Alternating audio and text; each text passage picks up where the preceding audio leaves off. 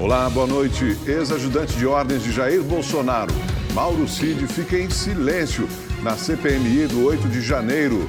O presidente da comissão diz que vai apresentar denúncia contra ele no STF. Com preço de alimentos, veículos e combustíveis em queda, Brasil registra a primeira deflação em 10 meses. E você vai ver também. Nova denúncia de tortura nos presídios do Ceará. Comissão do Ministério Público do Estado visitou 3 unidades hoje.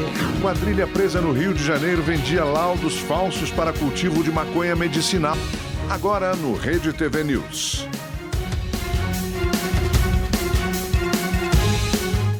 A Defensoria Pública do Ceará denunciou a prática de tortura e maus tratos contra a população carcerária de um presídio na região metropolitana de Fortaleza. O Ministério Público do Ceará visitou hoje 3 unidades do sistema penitenciário do estado. Os presos alegam que continuam sendo torturados por policiais penais. De fato, nesse aspecto de agressões físicas e contextualização como crime de tortura, foram identificados alguns casos, tá? E todos esses casos, eu repito, todos esses casos são objetos de investigações autônomas. Em junho desse ano, após a visita da Defensoria Pública do Ceará à unidade prisional Itaitinga 4, a Justiça determinou o afastamento temporário de toda a diretoria por denúncias de maus tratos. Entre elas, a de que presidiários eram submetidos à chamada posição taturana. A indicação dessa posição taturana é o preso de cabeça para baixo com o peso do corpo sobre a sua cabeça. Não é nem plantando bananeira, como se diz aqui no Ceará. É ele sustentando o peso do corpo com o pescoço e cabeça, onde isso pode, e é um risco gigante, causar, inclusive, uma lesão a nível de pescoço. Quebrando o pescoço naquela posição é morte. Denúncias de torção de testículos também têm sido frequentes. Aparecem referências a essas práticas de um contato físico inadequado, como a torção de testículos, ou agressões com a tonfa, né, que é um cacetete que é utilizado pela Polícia Penal, um equipamento de segurança, né, na intervenção ou no tratar com os presos. Por causa das denúncias, a OAB do Ceará vai realizar nesse mês uma audiência pública com o Poder Judiciário e a Secretaria de Administração Prisional para trazer transparência e encaminhamento à situação. A OAB Ceará enxerga com extrema preocupação as graves e generalizadas denúncias de tortura nos presídios no estado do Ceará. As denúncias não são localizadas em apenas uma unidade prisional, mas ao longo de todo o estado, inclusive também o interior. A Justiça do Ceará apura 33 denúncias de torturas ocorridas entre 2022 e 2023. 11 policiais penais foram investigados. Segundo a Justiça, os resultados dessas investigações devem ser apresentados ainda neste ano. Acho que até o final de julho agora já devem abrir os prazos de memoriais e são consecutivos, Ministério Público e Defesa. Acredito que em setembro ou outubro já teremos da Operação Martírio, no caso o IPPO-2, o julgamento. Segundo o promotor Nelson Gesteiro, para evitar as torturas é preciso um conjunto de medidas como a redução da superlotação, câmera no corpo do oficial penal e, sobretudo, uma capacitação profissional humanística. Tanto a formação humanística, né, tem que ser aprimorada dos nossos policiais penais, como também o acompanhamento psicológico dos próprios policiais penais. Então, eles precisam ter tanto um conhecimento, como também um acompanhamento da sua condição humana em tratar com outros seres humanos que estão privados de liberdade. Em nota, a Secretaria da Administração Penitenciária e Ressocialização do Ceará afirmou que as acusações são infundadas e repudia a tentativa de ataque coordenado contra as políticas de ressocialização. Além disso, a Secretaria também sustenta que o sistema prisional do Ceará virou um modelo de referência nacional, com destaque para a ressocialização e a segurança física e emocional da sua população privada de liberdade. Também em nota, a Defensoria Pública do Ceará diz que foi criada uma comissão permanente de prevenção e combate à tortura, que recebe denúncias em caráter sigiloso para colaborar na apuração e punição dos responsáveis. Ministros e autoridades sobrevoaram hoje algumas das regiões mais afetadas pelas chuvas no Nordeste do país. Desde o fim de semana, milhares de pessoas precisaram abandonar suas casas devido aos temporais. Alagoas e Pernambuco são os estados mais afetados.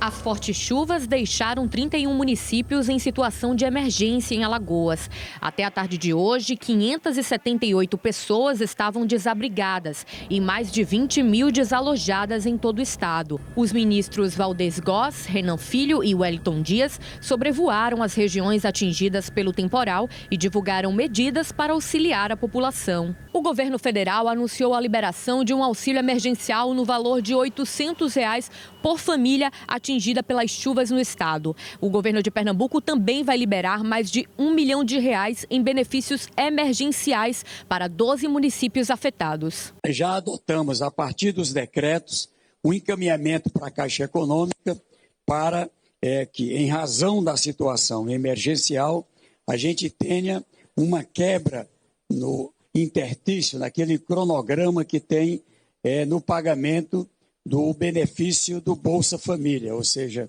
já no primeiro dia do pagamento, ninguém mais poder precisar esperar a data do seu recebimento. São 388 milhões que antecipa e isso ajuda também a estas famílias. A antecipação dos valores do FGTS também será disponibilizada para as vítimas. O ministro do Desenvolvimento Regional, Valdez Góes, pontuou a necessidade de obras para que as adversidades climáticas não prejudiquem tanto a região. Criar contingências fortes para os eventos extremos. Esta é uma situação que nós já estamos aqui desafiados. O governo de Pernambuco também anunciou a prorrogação do decreto de situação emergencial em 15 municípios da Mata Sul e a criação de um grupo de apoio com as prefeituras. Cerca de 4 mil cestas básicas foram adquiridas em um trabalho conjunto entre o governo estadual e o Ministério do Desenvolvimento e Assistência Social, Família e Combate à Fome. Os corpos das duas últimas pessoas desaparecidas no naufrágio em Belém foram encontrados hoje pelo Corpo de Bombeiros. Na segunda-feira, uma outra vítima já havia sido encontrada também sem vida. Um bebê de 6 meses foi resgatado momentos depois do acidente. Ele foi encaminhado para a unidade de pronto atendimento e morreu horas depois. A embarcação, de pequeno porte, transportava 10 pessoas da mesma família e afundou no início da noite de domingo no rio Guamá, em Belém. Em Santa Catarina, 2 ciclones extratropicais causaram estragos em ao menos 8 cidades. Os fortes ventos destelharam casas e interromperam a transmissão de energia. As rajadas de vento podem chegar aos 70 quilômetros por hora. De acordo com o Instituto Nacional de Meteorologia, o INMET, todo o estado está em alerta para o perigo de tempestades e chuvas intensas. Os policiais militares acusados de envolvimento na morte da engenheira Patrícia Miero terão um novo júri popular. O crime ocorreu em 2008, no Rio de Janeiro. No primeiro julgamento, não houve condenações pelo homicídio. A decisão é da juíza Alessandra da Rocha Lima Roides, da Primeira Vara Criminal do Rio de Janeiro. A data do novo júri popular ainda não foi marcada. No primeiro julgamento, em 2019, o policial militar Marcos Paulo Nogueira Maranhão e William Luiz Nascimento foram condenados a 3 anos de prisão apenas pela fraude processual. Fábio Silveira Santana e Marcos Oliveira foram absolvidos. Agora, Marcos Paulo e William vão responder por tentativa de homicídio. Os outros 2 passarão por um novo julgamento por fraude processual. Tão logo a defesa seja intimada formalmente do despacho proferido, irá informar aquela ilustre magistrada que há um recurso extraordinário pendente de julgamento e não há condição alguma de ser designada a data do júri, com esse recurso pendente. O caso foi reaberto em 2020 com o depoimento de um taxista que afirmou ao Ministério Público ter visto quando os policiais tiraram a engenheira do carro ainda com vida. A Polícia Civil afirma que a jovem de 24 anos perdeu o controle do veículo depois que os PMs atiraram. O carro foi localizado com marcas de tiros, mas o corpo nunca foi encontrado. Estamos há 15 anos esperando por justiça. Essa decisão de um novo júri popular é muito importante para a nossa família. A justiça tem que ser feita o mais rápido possível. Caso contrário, vai ser dado alvará para todo mundo sair matando e escondendo os corpos. 4 pessoas foram presas no Rio de Janeiro e em Minas Gerais suspeitas de envolvimento na venda ilegal de laudos para o cultivo de maconha. O médico Adolfo Antônio Pires foi preso em Itaúna, Minas Gerais. Segundo as investigações, ele assinava laudos alegando falsas justificativas para o uso da maconha com fins medicinais. Com esses documentos, o advogado Patrick da Rosa Barreto, que também foi preso, entrava na justiça com um pedido de habeas corpus, solicitando autorização para o cultivo da maconha em casa. De acordo com a polícia, em outra operação, ele foi autuado por tráfico de drogas, mas apresentou um laudo falso assinado por Adolfo. Na casa dele foi apreendido 74 gramas de maconha. Então, sustentei em audiência de custódia, soltei ele a primeira vez e depois fui para o tribunal e soltei ele em relação aos outros crimes. Tudo direitinho. Passado isso, nós representamos contra a doutora delegada. E aí ela deveria se declarar impedida de fazer um terceiro procedimento contra ele. Na casa do biólogo André Vicente Souza de Freitas, os agentes encontraram uma estufa para a plantação de maconha. Ele foi preso e chegou na delegacia segurando uma muda da planta. Também foi presa a ex-mulher do médico, Pérola Catarine Castro, que cuidava das finanças da quadrilha. Com ela foram apreendidos frascos de óleo de canabidiol, sem autorização da Anvisa, e rótulos criados pela quadrilha. As pessoas compravam esses laudos, né, e eles declaravam doenças, as quais as pessoas, as próprias testemunhas que foram ouvidas no inquérito, negam ser portadoras. E elas confessam que adquiriram esses laudos para fins de cultivo da cannabis. As investigações apontam que o grupo criminoso cobrava de 3 a 50 mil reais para a emissão do laudo, entrada com habeas corpus na justiça e para fornecer a estrutura para o plantio das mudas. Os presos vão responder por crimes de associação ao tráfico, extorsão, tráfico de drogas e falsidade ideológica. A lei antidrogas do Brasil proíbe o cultivo de maconha em casa. No entanto, a justiça autoriza a produção e o consumo da cannabis quando o paciente precisa da planta para uso medicinal. Mas, segundo a polícia, alguns clientes dessa quadrilha não possuem qualquer necessidade clínica. Essas ordens judiciais havia um desvio de finalidade, né? Não eram destinados a tratamento medicinal, a uso terapêutico. Muitas vezes era para uso recreativo ou até mesmo para tráfico de drogas. A polícia investiga o sequestro de um homem em São Bernardo do Campo, no ABC Paulista. Câmeras de segurança de um posto de combustíveis registraram o momento em que os criminosos chegaram encapuzados e abordaram a vítima. O homem, de 31 anos, foi colocado em um carro de luxo e levado pelos bandidos. O sequestro aconteceu na noite de ontem e a Polícia Civil informou que continua tentando identificar os criminosos e localizar a vítima. Na manhã de hoje, uma caixa d'água de um condomínio de Birigui, no interior de São Paulo, em cima de um prédio, desabou. A estrutura, com 24 metros de altura e capacidade para 100 mil litros de água, estava passando por manutenção. Apesar da destruição causada em um dos apartamentos do edifício, felizmente, ninguém ficou ferido. Um grupo de usuários de drogas da região da Cracolândia, no centro de São Paulo, atacou um ônibus e promoveu saques. A repórter Estela Freitas tem mais informações ao vivo. Boa noite, Estela. Oi, Amanda, uma boa noite a você, boa noite a todos. De acordo com a Polícia Militar, o que aconteceu foi que os usuários de drogas se espalharam pelas ruas no entorno da Cracolândia durante um serviço de limpeza e zeladoria da Prefeitura no local. Isso foi por volta da 1h da tarde. Em grupos, eles começaram a vandalizar ônibus e um caminhão da limpeza urbana. A Prefeitura confirmou pelo menos 6 ônibus depredados.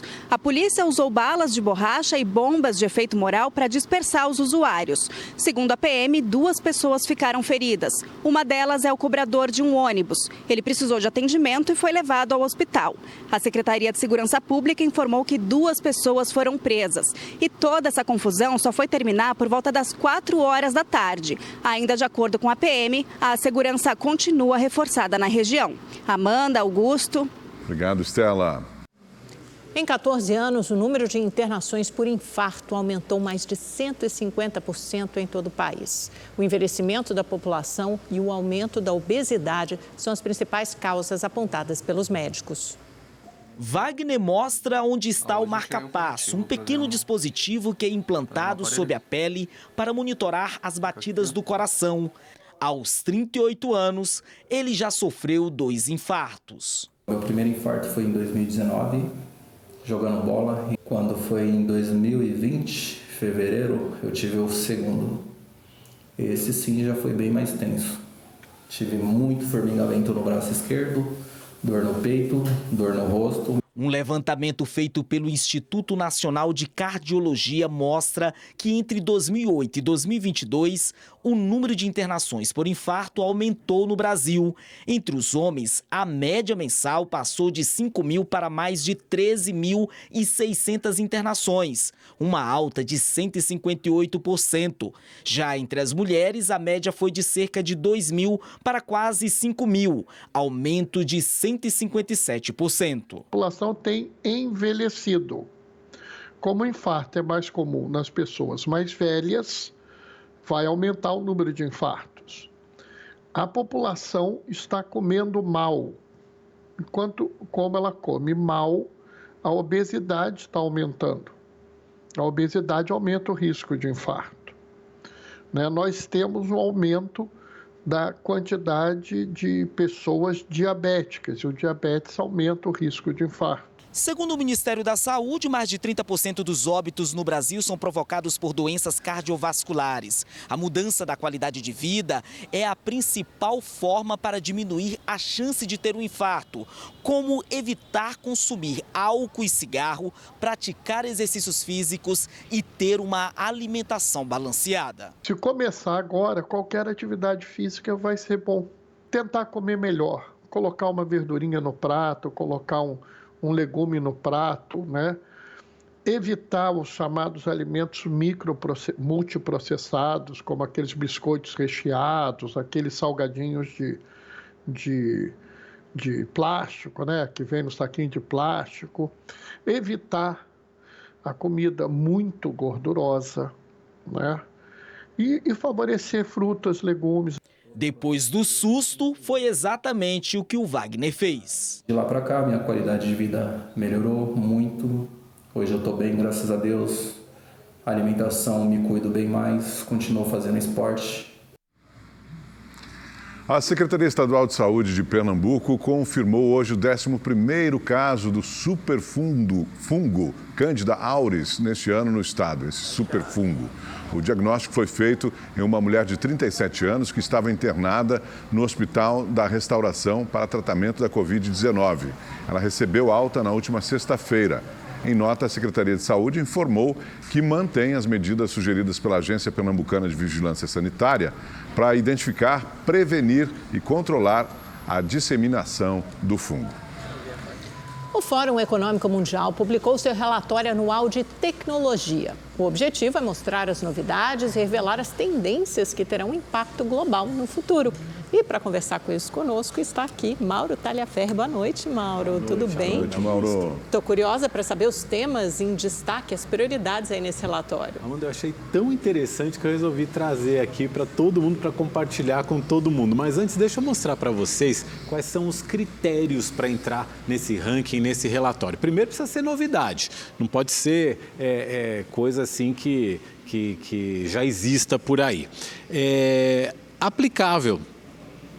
não pode ser uma ideia, precisa ser usado em larga escala. Ter amplitude, desenvolvida aí por várias companhias, já está aí em pesquisa, investimentos crescentes nessas tecnologias, e ter o poder aí de mudar estilos de vida, mudar meios de produção. E também de ter impactos positivos na vida das pessoas, no meio ambiente, no planeta, gerar prosperidade para as pessoas, transformar indústrias, gerar novos mercados, abrir novos mercados e promover igualdade inclusive de acesso a essas tecnologias. Vocês conseguem chutar, apostar em algumas tecnologias que possam estar nessa lista? Eu só penso em inteligência artificial. Acho que É tudo gira em torno desse tema. Né, a inteligência artificial permeia várias dessas, tudo, várias dessas tecnologias. Agora, talvez também alguma coisa relacionada à saúde das pessoas. Muita coisa ligada à saúde, muita coisa mesmo. Vamos dar uma olhada aqui. São 10 tecnologias. Vamos começar da 10ª para a primeira. Vamos fazer assim. Primeiro, olha só. Inteligência artificial aplicada a sistemas de saúde. O que isso quer dizer? Você consegue conectar o sistema de saúde com o usuário, com o paciente e dar ao sistema de saúde mais agilidade, mais eficiência, diminuindo o tempo de espera para obter um tratamento, também reduzindo a subutilização de hospitais, de equipamentos médicos. 9º colocado, computação sustentável. O que é isso? Hoje a gente usa muitos dados na computação e os data centers, os centros de processamento de dados, consomem muita energia. Então, são tecnologias que tornem esses centros de processamento mais sustentáveis do ponto de vista energético. Depois, sensores cerebrais flexíveis. São sensores mesmo implantados no cérebro. Já existem sensores, mas são feitos de materiais rígidos e ao longo do tempo eles se deslocam dentro do crânio. Esses materiais flexíveis permitem com que esses sensores durem por muito mais tempo. E aí, isso dá muita esperança em tratamentos e pesquisas para epilepsia, demência, autismo, dependência química, uso em marca-passos também. Vamos passar para as próximas tecnologias aqui que a gente separou para você. Vamos lá, vamos botar aqui no telão. Essa aqui a gente já viu, vamos para a próxima tela. A gente vai falar agora Isso, essa é mais difícil de entender. Ômica espacial, o que é isso? É uma técnica de imagem que permite visualizar e mapear processos biológicos a nível molecular num organismo vivo. É quase que você acompanhar o que está acontecendo lá dentro de uma célula, quase que em tempo real. Quais são as aplicações práticas? Terapias de regeneração de neurônios ou de trechos do sistema nervoso e identificação de tumores, ou seja, isso dá esperança para o tratamento aí de pessoas que são paraplégicas, que são tetraplégicas ou pacientes de câncer. Depois, sensores adaptáveis a plantas para usar na agricultura. Imagina uma grande lavoura e cada plantinha ter lá um sensor, um chip, que vai monitorar a saúde da planta, a temperatura, umidade, nível de nutrientes. Isso pode aumentar a produtividade e diminuir também o desperdício. Desperdício de água, desperdício de fertilizantes, desperdício de pesticidas. 5ª tecnologia, metaverso ligado à saúde mental. Metaversos são ambientes digitais e que as pessoas podem interagir dentro desses ambientes. Já existem pesquisas na área de ansiedade e depressão para o tratamento desses problemas de saúde mental. Portanto, o uso prático aí em terapia, pesquisa, diagnóstico e prevenção de ansiedade e depressão. Temos mais tecnologias para mostrar para vocês. Em 4º lugar, esse parece coisa de ficção científica. Fagos projetados. Dificilmente você já ouviu falar sobre isso. O que são fagos? São vírus que infectam determinadas bactérias.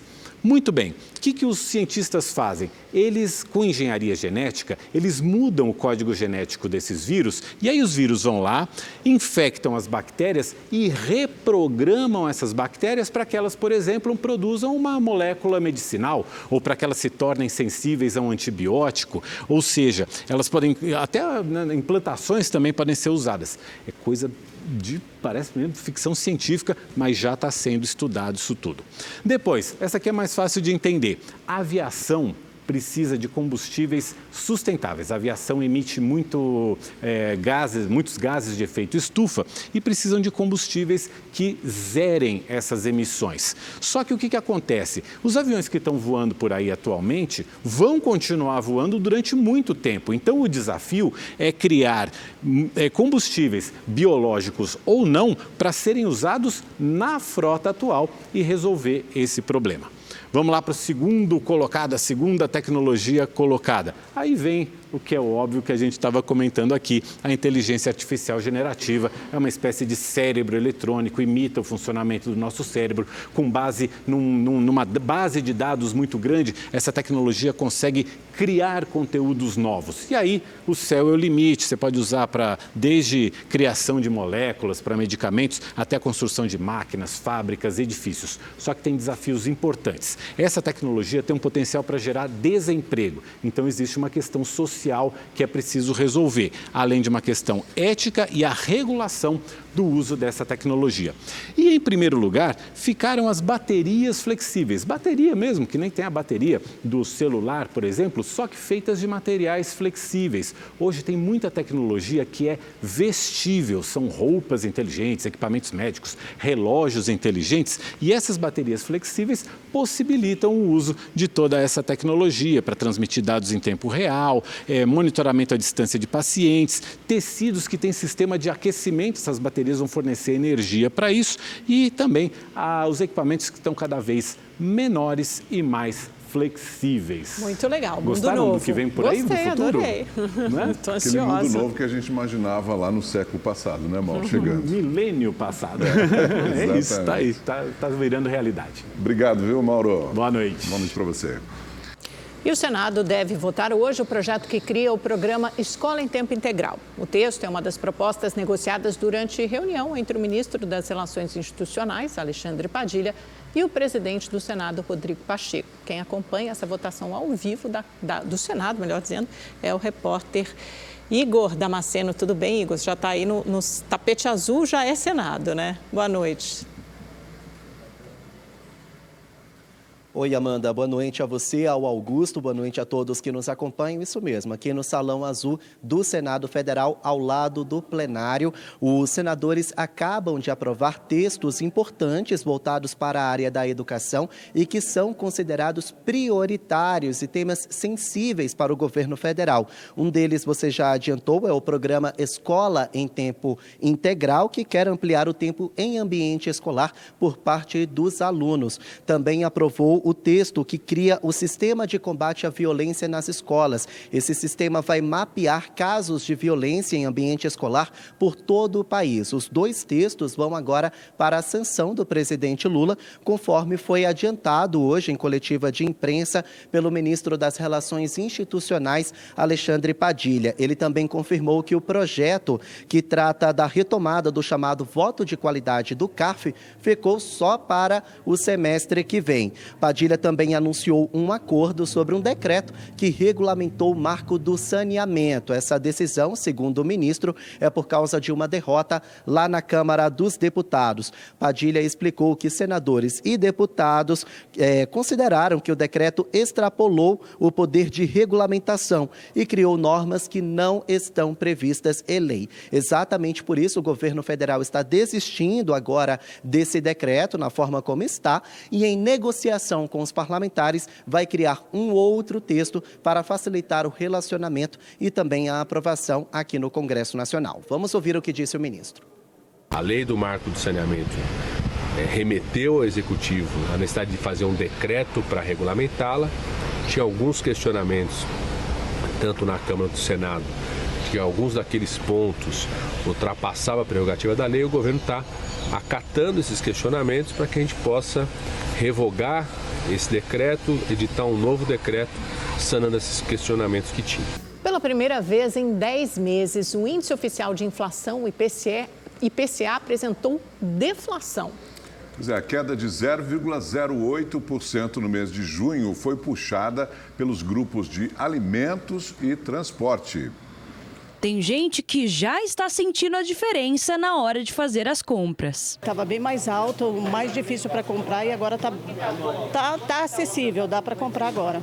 Frutas, né, verduras, né, carne, hoje eu apelo mais para a carne de frango, né, deu uma baixada na carne de frango.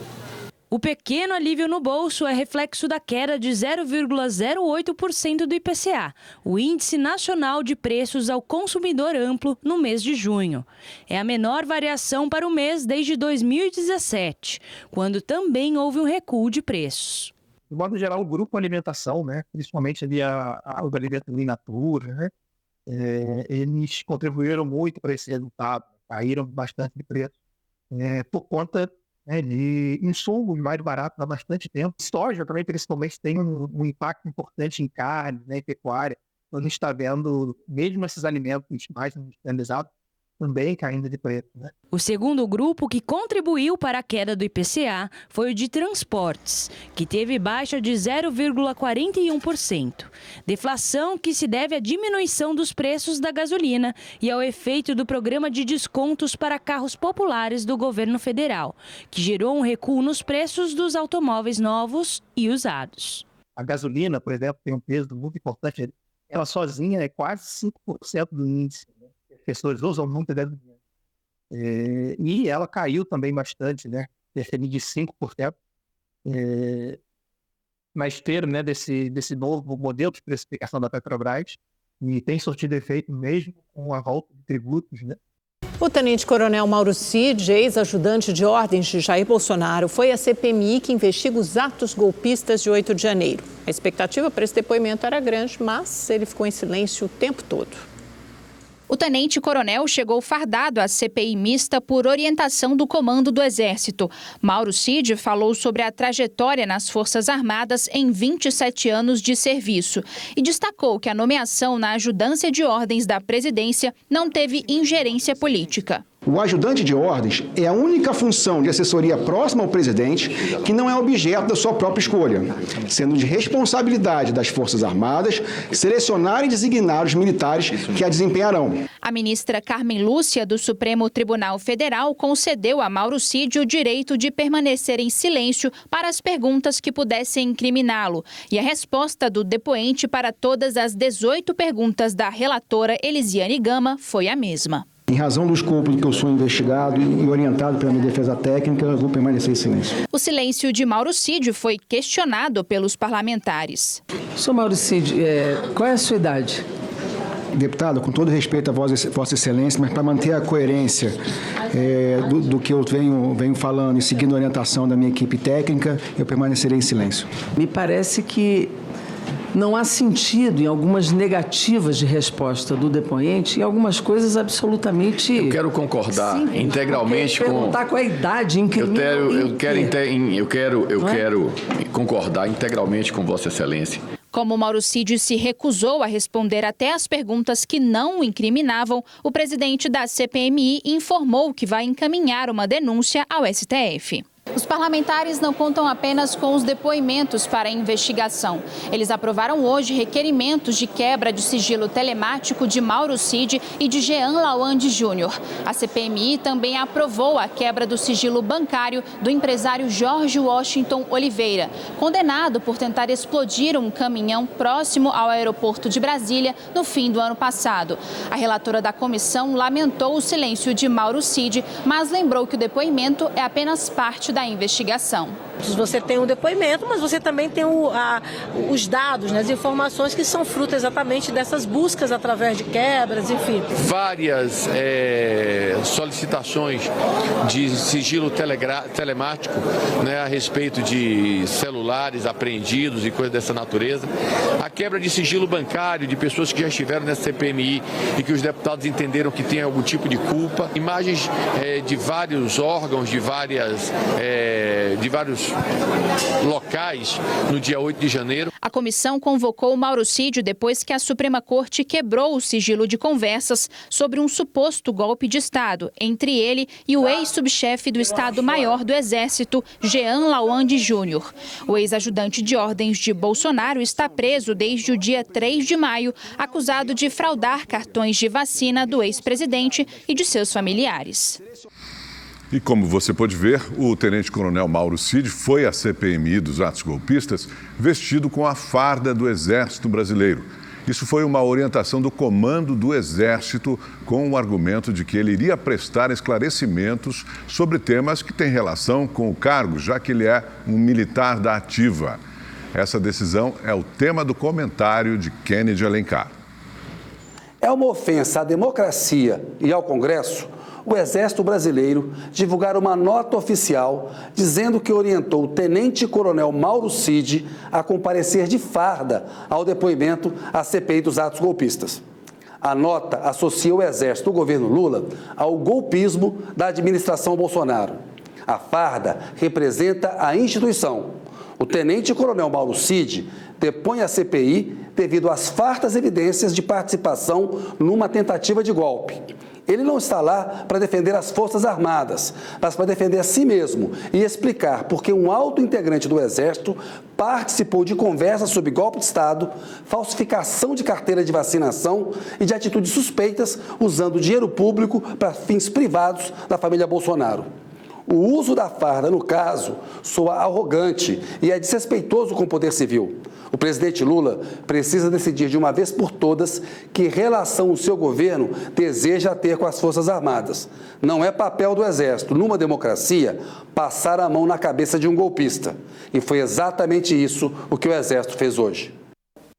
E uma última informação, a polícia encontrou o homem que foi sequestrado em um posto de combustíveis em São Bernardo do Campo, no ABC Paulista. Temos essa notícia aqui no começo do Rede TV News. Ele foi deixado em Santos, no litoral sul, e pediu ajuda a militares da cidade. O sequestro aconteceu na noite de ontem e o rapaz de 31 anos foi levado para o DEIC de São Bernardo do Campo e passa bem.